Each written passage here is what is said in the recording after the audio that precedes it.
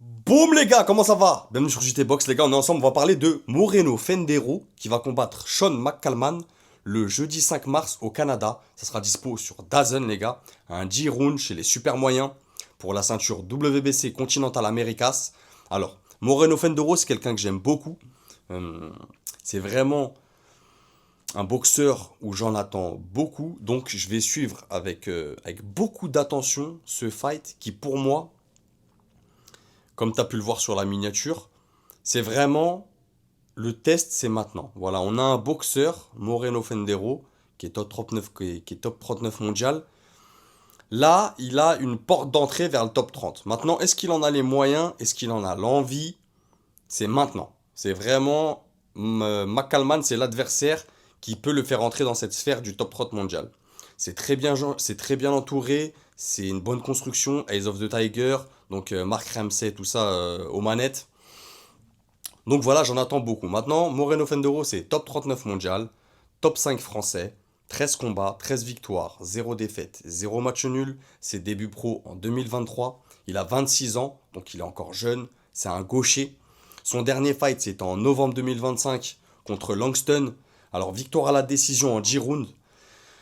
Il a fait 5 combats en 2025. Et contre Langston, c'est vrai que ça s'est ressenti. Vraiment, il a eu un adversaire compliqué, qui arrivait à annuler sa puissance physique, notamment son bras arrière, qui était très fort en intérieur. Euh, une dimension de taille aussi, il était très grand. Un très bon jab. Je vous invite à regarder le combat, ceux qui l'ont pas vu.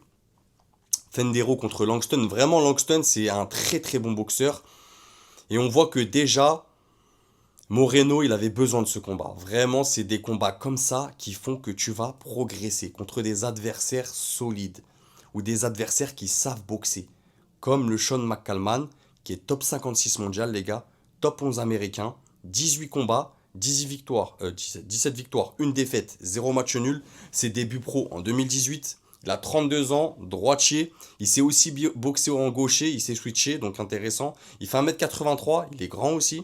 Son dernier fight, c'était en novembre 2025 contre Aaron Gasper. Voilà, un combat dur aussi, victoire à la décision en 8 rounds. Il a fait 2 combats en 2025. Maintenant, Moreno, comme je t'ai dit, c'est l'heure du test. C'est l'heure du test, j'attends beaucoup de ce combat. Là, il faut que le boulot avec son coach, sa team qui est Eyes of the Tiger, Mark Ramsey, ça paye. Là, j'ai envie de voir le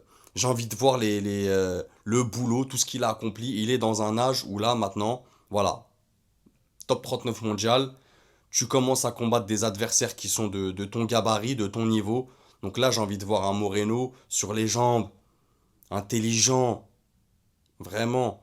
Euh, Pas que sur un ou deux coups. Tu vois, j'ai envie qu'il boxe, j'ai envie de le voir boxer, que ça soit technique aussi. Et c'est ce combat, c'est le combat en tout cas pour moi qui va nous dire s'il a le niveau pour être dans le top 30. Voilà, s'il réussit ce combat à passer vraiment avec brio, ça veut dire que ça sera un bon top 30 ou tout du moins il en aura le niveau et ça annonce de belles opportunités pour derrière.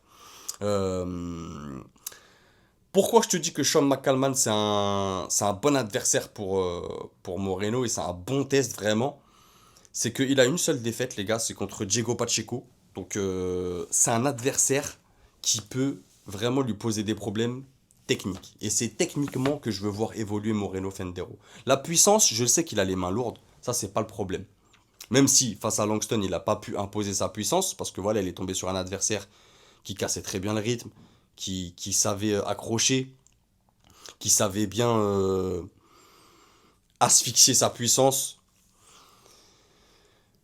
Ça a manqué de volume. Tu vois, ça a manqué de volume. Là, j'ai envie de voir du volume, mais intelligent. Pas du volume sur un, deux coups forts toutes les 20 secondes. Ça, Moreno, tu peux pas nous le faire à ce niveau-là. Vraiment, c'est du volume et du débit intelligent. Comme je t'ai dit, je veux voir un Moreno aller trouver des solutions face à un adversaire qui va l'embêter sur l'aspect technique. Que ce soit déplacement, la distance. Je pense que Sean McCalman, il va vraiment l'embêter sur ça. Euh, McCalman, c'est un boxeur complet, comme je t'ai dit, c'est boxer de la gauche, de la droite, il a un bon jab, c'est quelqu'un qui casse bien le rythme aussi. C'est solide aussi, c'est un bon débit, c'est quelqu'un d'intelligent. Je pense pas que le bras arrière de Moreno, qui est lourd, suffira dans ce combat. Vraiment. En tout cas, en première intention. Tu vois, faut vraiment qu'il envoie des combinaisons gauche-gauche et là, bras arrière, tu vois, pour que ça passe. Donc sur trois quatre coups. Sur trois quatre coups, ça peut passer. Mais voilà, faut les sortir. Et j'ai envie de le voir les sortir là.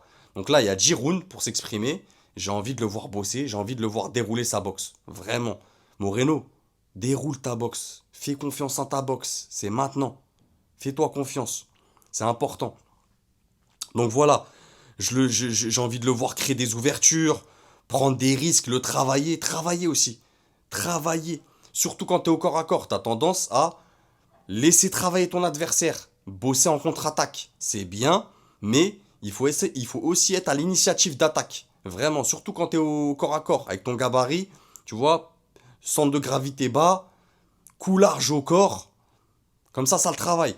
Donc j'attends beaucoup. Durcir les échanges et être plus méchant. Vraiment être plus méchant, Moreno. Euh, c'est ce qui manque actuellement aussi, la méchanceté. La méchanceté dans les coups, dans les impacts. Tu vois, vraiment, faire mal, l'envie de faire mal, vraiment.